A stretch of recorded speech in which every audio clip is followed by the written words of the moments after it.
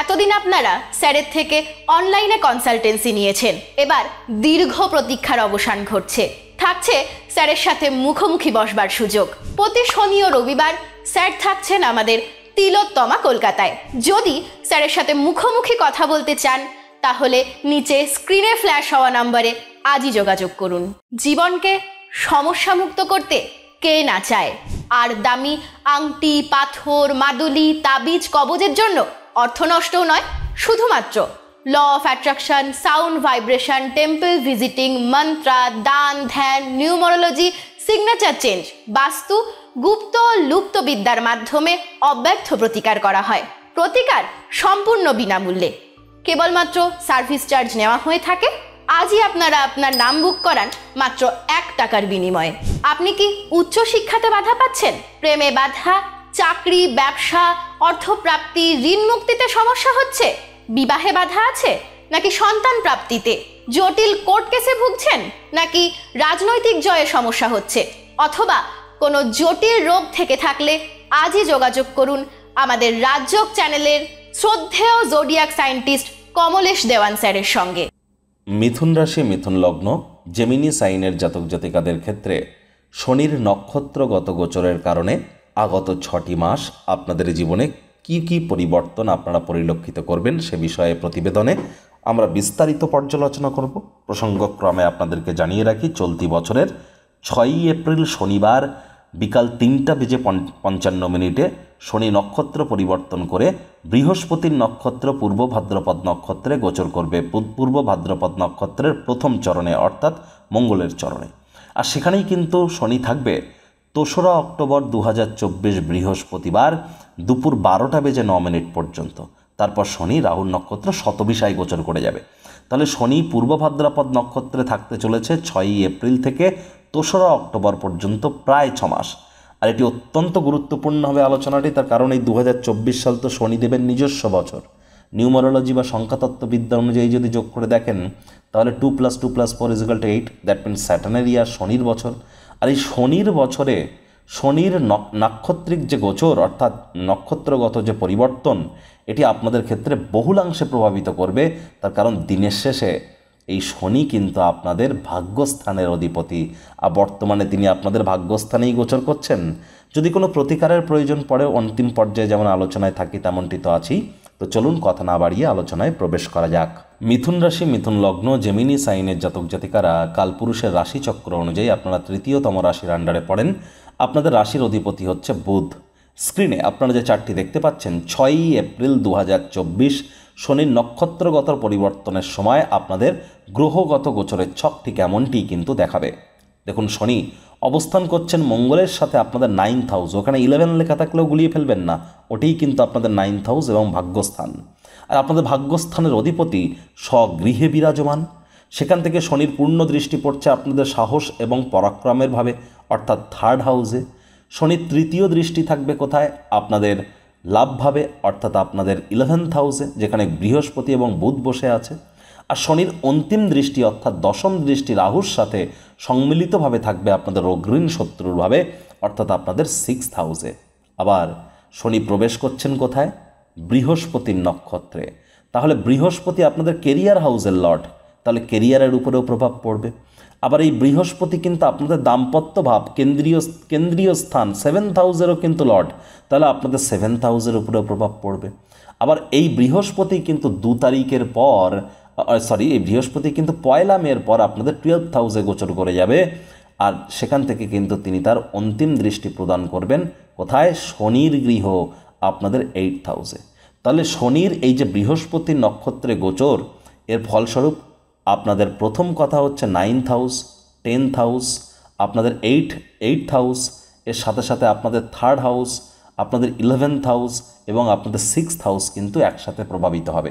এজন্য এই আলোচনাটি অত্যন্ত গুরুত্বপূর্ণ। আমি জানি কথাগুলো শুনে আপনাদের অনেক জটিল মনে হচ্ছে, আমি এত জটিল আলোচনা করব না, অনেক সহজ সরলভাবেই আপনাদেরকে জানাবো। তবে তার আগে পূর্ব ভাদ্রপদ নক্ষত্র সম্পর্কে শর্টে আমাদের একটু জেনে নেওয়ার প্রয়োজন আছে। দেখুন, পূর্ব ভাদ্রপদ নক্ষত্রের লর্ডকে বৃহস্পতি, এটা তো আমরা আগেই জানি, ব্রাহ্মণ জাত এবং অবশ্যই সাত্ত্বিক গুণ নিয়ে থাকে এই পূর্ব ভাদ্রপদ নক্ষত্র। তবে পূর্ব ভাদ্রপদ নক্ষত্রে কিন্তু আবার 4টি চরণ আছে, প্রতিটি নক্ষত্রে থাকে। প্রথম চরণ মঙ্গল দ্বারা শাসিত, দ্বিতীয় শুক্র, তৃতীয় বুধ এবং চতুর্থ চন্দ্র। আর এই গ্রহের দেবতা, শাসক দেবতা কিন্তু দেবাদিদেব মহাদেবকে ধরা হয়েছে। এই গ্রহের প্রতীক চিহ্ন হিসাবে দেখানো হয়েছে অন্ত্যেষ্টিক্রিয়ায় যে খাট লাগে, অর্থাৎ মানুষ যখন মৃত্যুবরণ করে শ্মশানে যে খাটিয়া নিয়ে যাওয়া হয়, সেই খাটিয়া বা খাটের সামনের 2 পা, তার সাথে একটি মুখ আছে, একটি মুখ বিশিষ্ট খাটের সামনের 2 পা, এটিকে প্রতীক চিহ্ন হিসাবে দেখানো হয়েছে। অ্যানিম্যাল সাইন হিসাবে দেখানো হয়েছে একটা মেল লায়নকে, অর্থাৎ পুরুষ সিংহকে। এবং এর আসল যে সভাধিপত্যকারী যে দেবতা, তাকে বলা হয়েছে অজপা বা আজেক পান্ডা, 1 পায়ের ছাগল বা 1 পা বিশিষ্ট সর্পদেবতা, এই হিসাবে কিন্তু দেখানো হয়েছে। আবার পূর্ব ভাদ্রপদ নক্ষত্রকে পুরুষ নক্ষত্র বলা হয়েছে, এটিও কিন্তু গুরুত্বপূর্ণ। এবার দেখুন, আলোচনায় যদি আমরা ফেরত আসি, তাহলে বৃহস্পতির নক্ষত্রে শনির গোচর, বৃহস্পতির সাথে শনির সম্পর্ক কেমন? বৃহস্পতি একটা সাত্ত্বিক গ্রহ, শনি একটা তামসিক গ্রহ। প্রথমে এখানে একটা ডিফারেন্স আছে, কিন্তু বৃহস্পতি দিনের শেষে দেবতাদের গুরুদেব, গুরুতত্ত্ব আছে তার মধ্যে। আবার শনিদেব তিনি তামসিক হলেও তিনি কর্মফলদাতা, ন্যায়াধীশ এবং দণ্ডাধিকারী। এজন্য তিনি বৃহস্পতিকে পছন্দ করেন তার কর্মের কারণে, কারণ তিনি শিক্ষা দেওয়া পছন্দ করেন, তিনি ধর্মকর্ম মেনে চলেন বৃহস্পতি। এজন্য শনি ধার্মিক ব্যক্তিদের খুব পছন্দ করে, তাই শনি বৃহস্পতিকে সম্মান দেয়।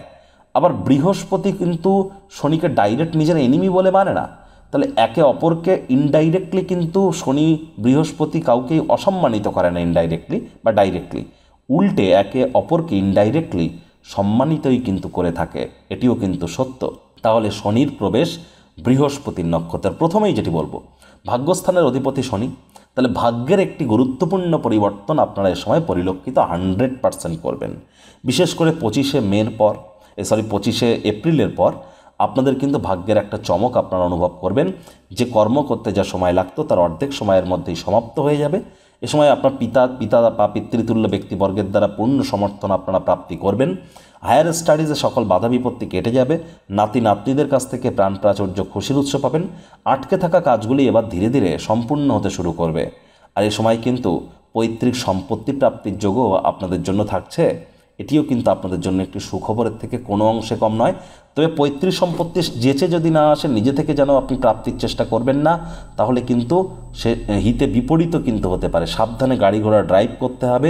শ্বশুর শাশুড়ি সম্পর্কে কোনো প্রকার নেগেটিভ থিঙ্কিং আপনার মাইন্ডে যেন রাখবেন না। এবার দেখুন, শনি প্রবেশ করছে বৃহস্পতির নক্ষত্রে, আর বৃহস্পতি আপনাদের কোথাকার অধিপতি? আপনাদের কেরিয়ার হাউসের অধিপতি। তবে সেখানে রাহু আছে, আর রাহুকে আমরা কি জানি? শনি বৎ রাহু। তাহলে শনির ন্যায় আচরণ করে থাকে রাহু। আর 10th হাউসে রাহু নিউট্রাল ফলাফল দেয়।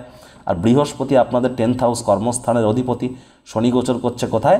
আপনাদের নক্ষত্রের কিন্তু দিক থেকে দেখতে গেলে বৃহস্পতির নক্ষত্রে।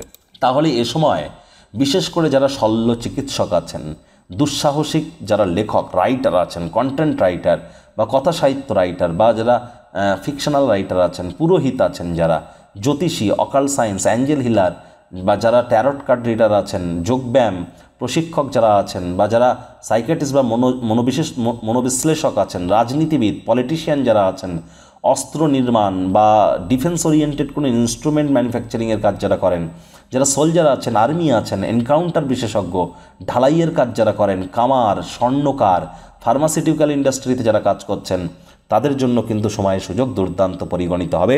এ বিষয়ে কিন্তু কোনো সন্দেহই নেই। সময় সুযোগের অবশ্যই আপনারা সদ্ব্যবহার করুন, লাভান্বিত হবেন। আবার বৃহস্পতি কিন্তু আপনাদের 7ম ভাবের অধিপতি। তাহলে অবিবাহিত যারা আছেন, এই যে 6 মাসের মধ্যে 2রা অক্টোবরের আগে 100% আপনাদের বিবাহের যোগ পরিলক্ষিত হচ্ছে, এবং আপনার স্ত্রী বা আপনার স্বামী আপনার থেকে অনেক গুণবান এবং রূপবান, ধনবান হতে চলেছে। এ বিষয়ে কোনো সন্দেহ নেই। যদি এ সময় আপনারা ম্যারেজ করেন, খুবই ভালো, অত্যন্ত শুভ পরিণামদায়ক ফলাফল পাবেন। আদালত বা কোর্টে যদি কোনো কেস পেন্ডিং থেকে থাকে, কোর্ট বা আদালত আপনাদের পক্ষেই সিদ্ধান্ত বা রায় প্রদান করতে চলেছে। এ সময় আরও যদি দেখা যায়, তাহলে কিন্তু অবশ্যই আপনারা ভাইপো ভাইজিদের দ্বারা উপকৃত হবেন। বিজনেসম্যানেরা দুর্দান্ত লাভান্বিত হতে চলেছেন। এ সময় যারা ট্রাভেল ট্যুরিজম ইন্ডাস্ট্রিতে আছেন, এক্সপোর্ট ইম্পোর্ট ইন্ডাস্ট্রিতে আছেন, বা রিলিজিয়ান ওরিয়েন্টেড কোনো কাজ করেন, তারাও কিন্তু হবেন অত্যন্ত লাভান্বিত। এ বিষয়ে কোনো সন্দেহ নেই। আর এ সময় কিন্তু অবশ্যই পার্টনারশিপ ও ক্রিয়াকলাপ আপনারা শুরুয়াত করতেই পারেন। তবে শনির পূর্ণ দৃষ্টি মঙ্গলের সাথে সাথে কোথায় থাকছে? আপনাদের থার্ড হাউসে, যার ফলস্বরূপ সাহস পরাক্রমও আপনাদের বাড়বে।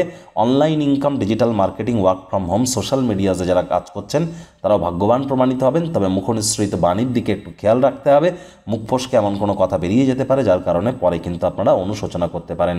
শনির তৃতীয় দৃষ্টি থাকবে আপনাদের লাভভাবে, তাহলে লাভের মাত্রা বাড়তে চলেছে, ডেলি ইনকাম বাড়বে, মনের বিভিন্ন স্বপ্ন কল্পনা আপনাদের বাস্তবে রূপ নেবে। শনির অন্তিম দৃষ্টি থাকবে রাহুর সাথে আপনাদের সিক্সথ হাউসে, রোগঋণ শত্রু থেকে আপনারা মুক্তি পাবেন। এ সময় যারা দীর্ঘদিন ধরে লোন বা ঋণের জন্য খাটাখাটনি করছিলেন তারাও কিন্তু ভাগ্যবান প্রমাণিত হতে চলেছেন। যারা এমএনসি কোম্পানি, মাল্টিন্যাশনাল কোম্পানিতে চাকরি করেন, পলিটিশিয়ান আছেন বা যারা বর্তমানে বিদেশে সেটেল হয়ে গিয়েছেন তাদের জন্য কিন্তু সময় সুযোগ রাজযোগের ন্যায় পরিলক্ষিত হচ্ছে। শত্রুপক্ষ সমূলে পতিত হতে পারে। এ সময় দেখুন নৈতিকতার জয় হবে এই 6 মাসে। এই 6 মাসে নৈতিক আদর্শের জয় হবে। মানুষজন দান, ধ্যান, ফিল্যান্থ্রপি, সোশ্যাল ওয়ার্কের প্রতি মানুষজনের আকর্ষণ বেড়ে যাবে। বিশেষ করে যে সমস্ত, আমি কয়েকটি দেশের নাম বলছি, দেখুন রাশিয়া, চায়না, পাকিস্তান, আফগানিস্তান, এ সমস্ত জায়গায় আপনারা জন অভ্যুত্থান হয়তো দেখতে পারেন। শাসক দলের হয়তো পরিবর্তন ঘটতে পারে এবং নতুন যে শাসক দল আসবে তারা শান্তি স্থাপকের কাজ করবে। যুদ্ধ বিরতি নিয়ে মানুষজন এ সময় কথাবার্তা বলতে চলেছে। এ সময় যুদ্ধে যাওয়ার পরিবর্তে যুদ্ধের বিরোধিতা করবার কথাবার্তা মানুষজন আলোচনা করতে পারে এবং এ সময় কিন্তু যারা যুদ্ধের কথা বলবে মানুষজন তাদের বিপক্ষে যেতে পারে, এটিও কিন্তু সত্য। আর হ্যাঁ, প্রতিকার স্বরূপ আলোচনা করতে গিয়ে আমি বলবো, আপনারা স্ক্রিনে দেখতে পাচ্ছেন নবগ্রহ বীজমন্ত্র। পারলে 9টি গ্রহকেই শান্ত রাখবার জন্য এই নবগ্রহ বীজমন্ত্র প্রতিদিন 108 বার করে জপ করুন। একবার মুখস্থ হয়ে গেলে মাত্র 5 থেকে 10 মিনিট লাগে। আর এটি মনুষ্যজাতির সৃষ্টি নয়, স্বয়ং ব্রহ্মদেবের সৃষ্টি, যা কখনো অনর্থ হতে পারে না। ভুলভাল উচ্চারণ করলেও কিন্তু কোনো নেগেটিভ ইম্প্যাক্ট পড়ে না। আর কোনো গ্রহদোষ যদি আপনাদের থেকেই থাকে, এনি টাইম আমাদের সাথে কন্ট্যাক্ট করতেই পারেন, ফেস টু ফেস দেখা করতে পারেন, অনলাইন কনসালটেন্সি নিতে পারেন, অ্যাজ ইউ উইশ। আশা করি প্রতিবেদনটি আপনাদের ভালো লেগেছে। ভালো লেগে থাকলে এটি লাইক করতে বলবেন না। এই আশা রেখে আমি আমার বাণীকে এখানেই বিরাম প্রদান করছি।